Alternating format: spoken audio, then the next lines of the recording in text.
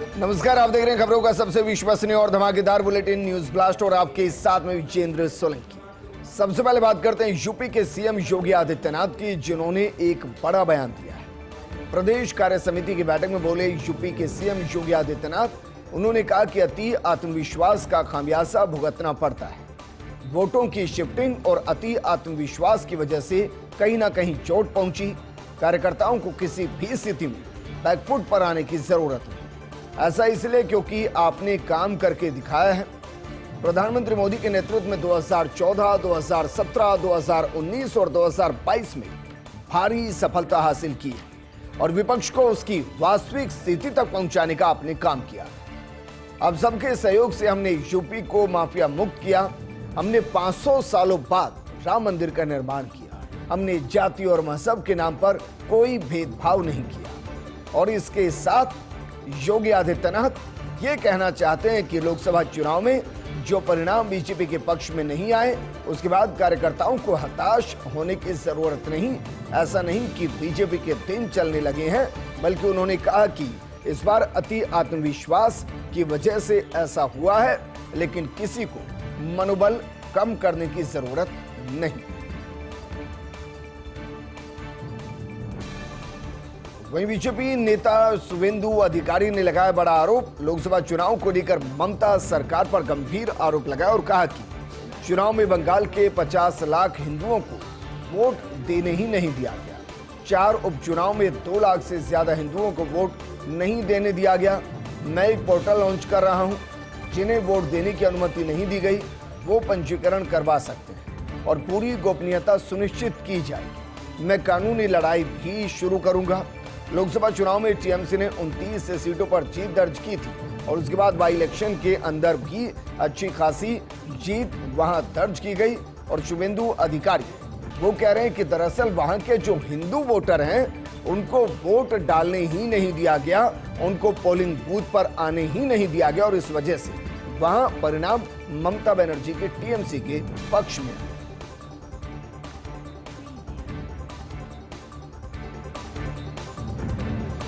और बात करते हैं जगन्नाथ मंदिर की, क्योंकि जगन्नाथ मंदिर का रत्न भंडार खुल गया है। और ये कितने साल बाद खुला है? ये खुला है 46 सालों के बाद। और वक्त क्या मुकर्रर किया गया, इसके लिए शुभ घड़ी तय की गई आज दोपहर 1:28 जब रत्न भंडार को खोला गया। इस दौरान कीमती सामानों को डिजिटल लिस्टिंग भी किया जाएगा। भंडार गृह में सरकार के प्रतिनिधि होते हैं, आर्कियोलॉजिकल सर्वे ऑफ इंडिया के अधिकारी होते हैं, श्री गजपति महाराज के प्रतिनिधि होते हैं और इसके अलावा कुल मिलाकर कहा जा सकता है कि 11 लोग मौजूद रहते हैं। रत्न भंडार में जगन्नाथ मंदिर के तीनों देवताओं यानी कि भगवान जगन्नाथ, भगवान बालभद्र और सुभद्रा के गहने, कई राजाओं और भक्तों ने भगवान को चढ़ाए थे जेवरात रत्न भंडार के अंदर। इस दौरान 12,831 तोले के स्वर्ण आभूषण, साथ ही 22,153 तोले चांदी के बर्तन और अन्य सामान। इससे पहले रत्न भंडार कब खोला गया? इससे पहले 1905 में, 1926 में और आखिरी बार 1978 के अंदर इसको खोला गया। 4 धामों में से एक जगन्नाथ मंदिर का निर्माण 12वीं शताब्दी में ही किया गया। और बात करते हैं बीसीसीआई के सचिव जय शाह की दरियादिली। पूर्व क्रिकेटर अंशुमन गायकवाड़ की मदद के लिए बढ़ाया हाथ। जय शाह ने 1 करोड़ रुपए की राशि जारी की। गायकवाड़ के ब्लड कैंसर का लंदन में चल रहा इलाज और शाह ने गायकवाड़ के परिवार से भी बातचीत की और स्थिति का जायजा लिया। बीसीसीआई सचिव ने किसी भी तरह की मदद का प्रस्ताव दिया है। आपको बता दें कि 1975 से 1987 तक भारत के लिए 40 टेस्ट खेले हैं गायकवाड़, 15 वनडे मैच खेले हैं गायकवाड़। इसके अलावा 1997 से 1999 तक भारतीय क्रिकेट टीम के कोच भी रहे हैं गायकवाड़। और ऐसा नहीं है कि बीसीसीआई उनको भूल गई। जय शाह ने 1 करोड़ की आर्थिक मदद की और आगे भी अगर मदद की जरूरत होगी उसके लिए खुले दिल से परिवार से बातचीत कर भरोसा दें। लखनऊ में बीजेपी अध्यक्ष जेपी नड्डा का संबोधन। कांग्रेस पर निशाना साधते हुए जेपी नड्डा ने कहा कि कांग्रेस ने संविधान प्रजातंत्र की हत्या की। हत्या करने वाले खुद को रक्षक बता रहे हैं। कांग्रेस की कोई विचारधारा नहीं है, अकेली बीजेपी ही विचार युक्त पार्टी है। हमारे लिए राम मंदिर आस्था का मुद्दा है। कांग्रेस धर्म के आधार पर आरक्षण देती है। देश को बीजेपी ही आगे ले जा सकती है, ये बीजेपी नड्डा ने कहा। कांग्रेस ने 90 बार चुनी हुई सरकारें गिराई हैं। जनता ने हमें लगातार तीसरी बार समर्थन दिया है और इसके साथ जेपी नड्डा शायद ये कहना चाहते हैं कि इमरजेंसी के दौरान कांग्रेस ने आपातकाल लगाकर संविधान को खतरे में डाला था, संविधान का गला घोटा था, लोकतांत्रिक व्यवस्था का गला घोटा था और अब वो ही कह रहे हैं कि हम संविधान को बचाने वाले।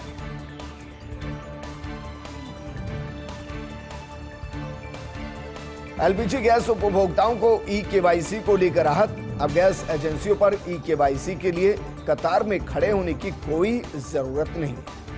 दरअसल फर्जी बुकिंग पर नकेल कसने के लिए ई-केवाईसी जरूरी है, इसमें कोई दो राय नहीं। लेकिन ई-केवाईसी के लिए कोई समय सीमा नहीं है, यह भी सच है। ऐसा नहीं है कि कल तक अगर आपने ई-केवाईसी नहीं कराई, सप्ताह नहीं कराई, इस महीने नहीं कराई तो आपको सिलेंडर नहीं मिलेगा, ऐसा नहीं।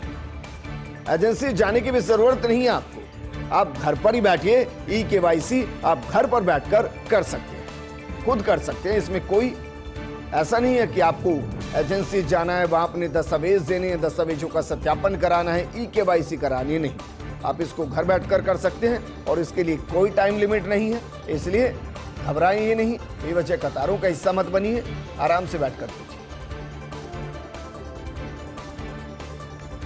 वहीं लोकसभा चुनाव परिणाम को लेकर आरएसएस ने अपना मत जारी कर दिया। संघ ने खुलकर कहा कि जनता ने जो फैसला किया है उसका सबको सम्मान करना चाहिए।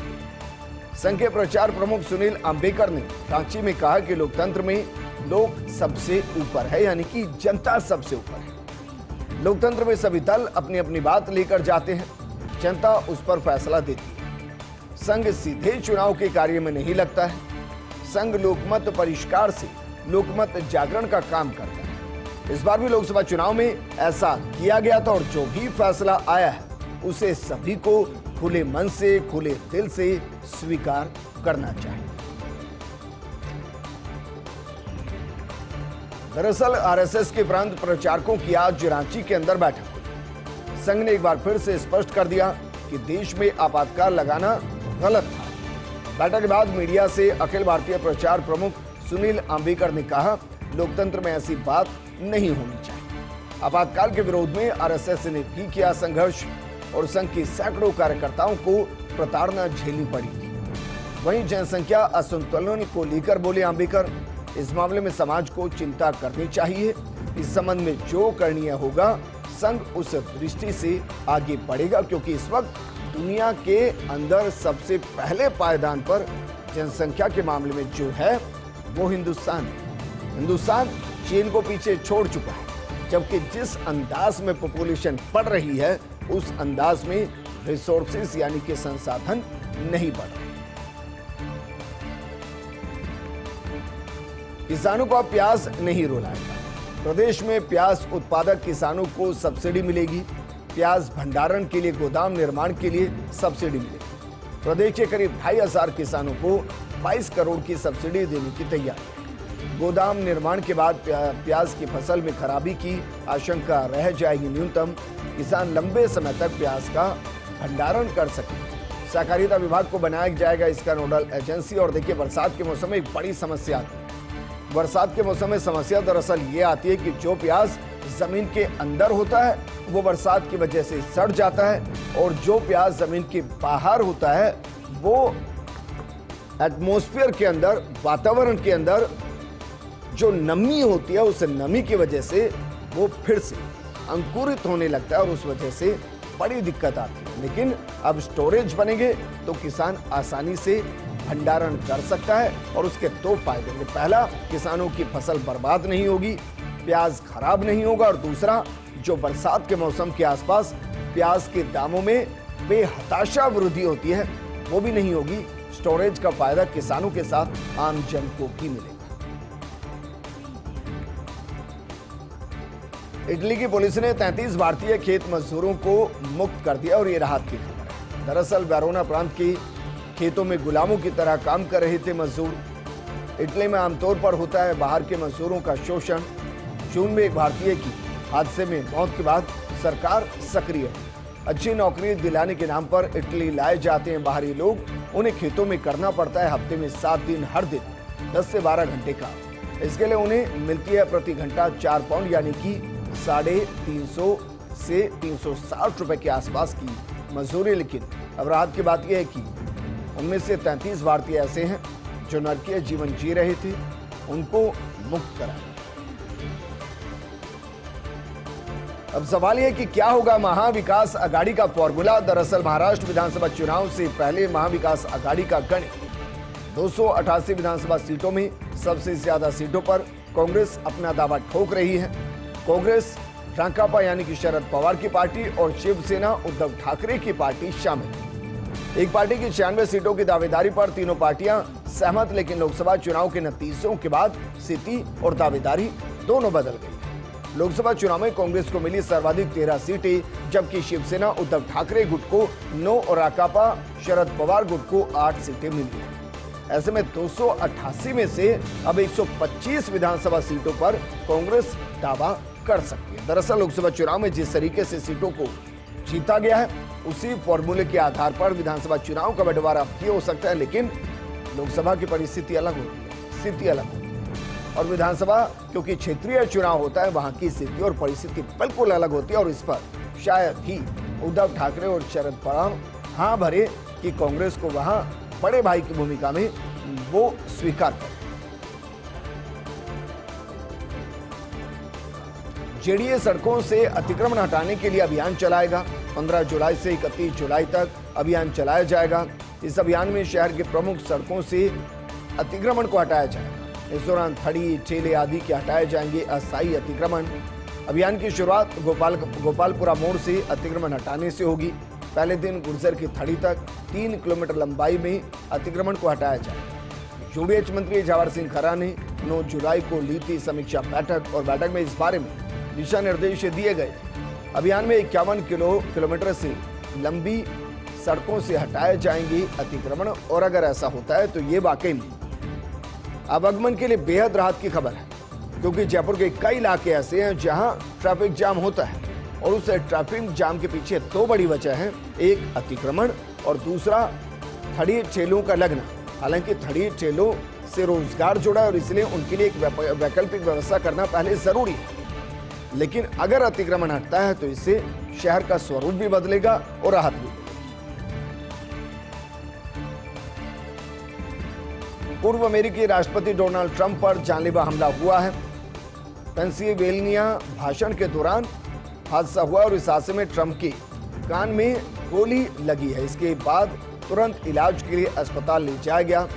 गोलीबारी में रैली में मौजूद एक व्यक्ति की मौत हो गई है, 2 गंभीर रूप से घायल हो गए। ट्रंप पर करीब 400 मीटर दूर इमारत की छत से फायरिंग की गई। सुरक्षाकर्मियों ने 20 वर्षीय शूटर थॉमस क्रूक्स को मार गिराया है। इससे पहले 1972 में राष्ट्रपति कैंडिडेट जॉर्ज सी वॉलेस पर गोली चलाई गई।